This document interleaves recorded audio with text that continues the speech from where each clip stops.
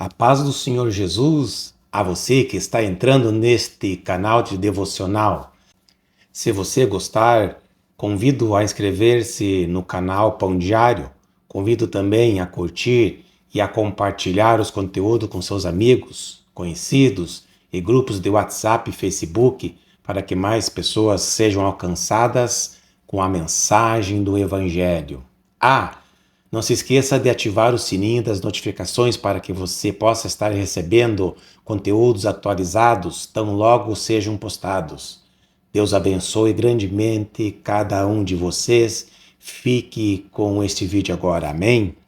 Sermão do Monte, capítulo 17, parte 3. Cristo e o Antigo Testamento.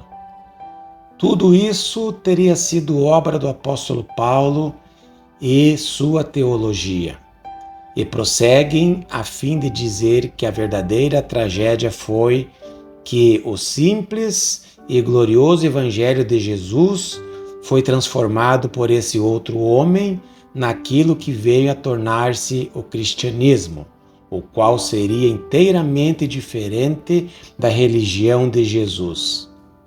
Aqueles que dentre nós são suficientemente idosos devem estar lembrados que, quando da volta do século e por mais algum tempo depois, surgiram vários livros de acordo com essa linha de pensamento, como, por exemplo, The Religion of Jesus and the Faith of Paul, A Religião de Jesus e a Fé de Paulo, e títulos similares, onde seus autores tentavam mostrar um suposto grande contraste entre Jesus e Paulo. Ora, essa é uma das dificuldades. A segunda principal dificuldade é o oposto exato dessa posição, e é interessante observarmos como as heresias, quase invariavelmente, cancelam-se mutuamente, pois esse segundo ponto de vista diz que Cristo aboliu completamente a lei, introduzindo no lugar da mesma a graça divina. E então citam aquele trecho bíblico que diz: porque a lei foi dada por intermédio de Moisés. A graça e a verdade vieram por meio de Jesus Cristo, como está em João capítulo 1, verso 17. Assim sendo, conforme pensam eles, o crente nada tem a ver com a lei. Argumentam eles que a Bíblia ensina que estamos debaixo da graça. Por isso mesmo, nem ao menos deveríamos mencionar a lei. Você deve estar lembrado que chegamos a ventilar esse argumento no primeiro capítulo desse livro. Ali consideramos a ideia que afiança que o Sermão do Monte não tem qualquer vinculação conosco, que pertencemos à era da graça e que, por esse motivo, esse sermão diz respeito àqueles para quem foi diretamente pregado, como também aos judeus da futura era do reino. É interessante notar como esses antigos erros até hoje persistem. Nosso Senhor rebate ambas essas errôneas posições. Ao mesmo tempo, com esta vital declaração dos versículos 17 e 18, com a qual trata dessa questão específica de seu relacionamento para com a lei e os profetas. Que tem o Senhor Jesus a dizer sobre o problema? Quiçá a melhor coisa que possamos fazer nesta altura de nossa exposição seja definir esses vocábulos principais do texto até termos plena certeza de haver entendido o seu significado. Que se deve entender por a lei e os profetas? A resposta é a totalidade do Antigo Testamento.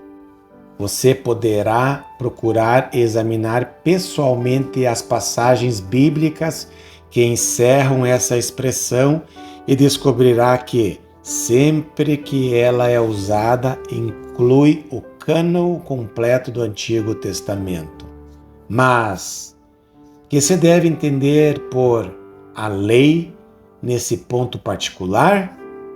Parece-me que precisamos concordar que esse vocábulo, conforme é aqui empregado, significa a lei em sua inteireza.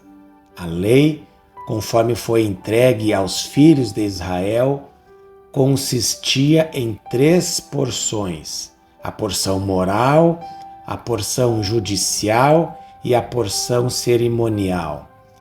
Se você ler novamente os livros de Êxodo, Levítico e Números, descobrirá que foi assim que o Senhor transmitiu a lei. A lei moral consistia dos 10 mandamentos e outros grandes princípios morais que foram firmados de uma vez para sempre.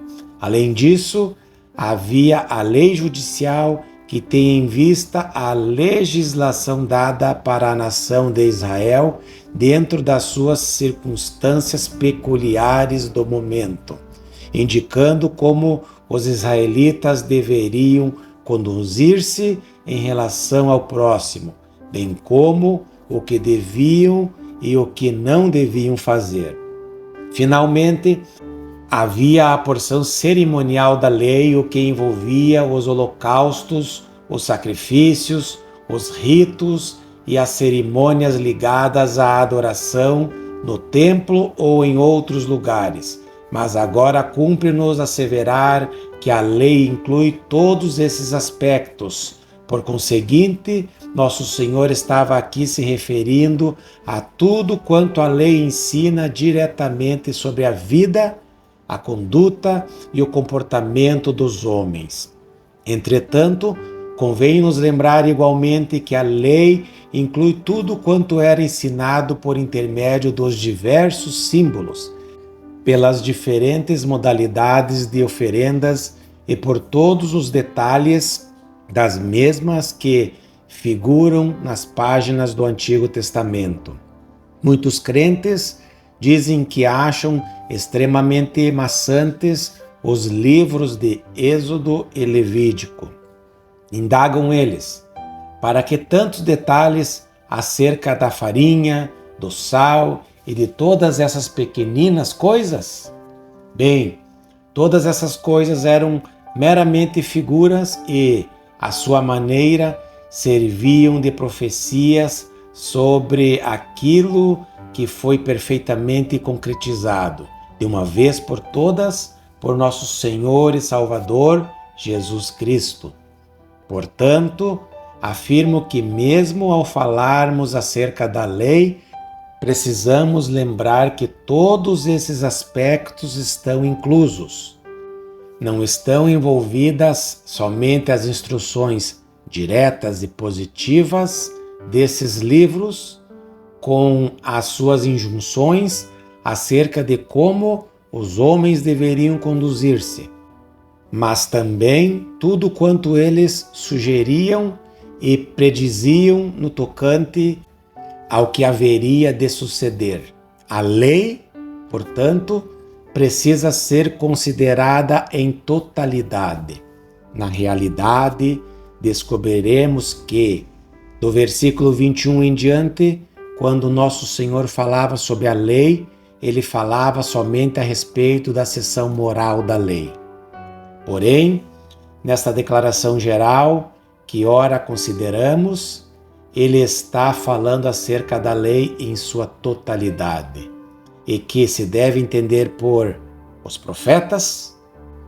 Essa expressão aponta, como é evidente, para tudo quanto encontramos nos livros proféticos do Antigo Testamento. Quanto a isso, novamente, nunca nos devemos esquecer que há 2 aspectos principais. Na verdade, os profetas ensinavam a lei, interpretando-a e aplicando-a. Eles dirigiam-se à nação e revelavam que as dificuldades do povo deviam-se ao fato que não estavam observando a lei de Deus. Assim faziam os profetas, porque a sua incumbência básica era a de chamarem o povo de volta à verdadeira compreensão da lei. Com essa finalidade, pois, os profetas faziam a lei ser relida e entendida. Porém, em adição a isso, eles prediziam o aparecimento do Messias. Os profetas eram pregadores, mas, além disso, eram prognosticadores. Ambos esses aspectos precisam ser incluídos na mensagem profética.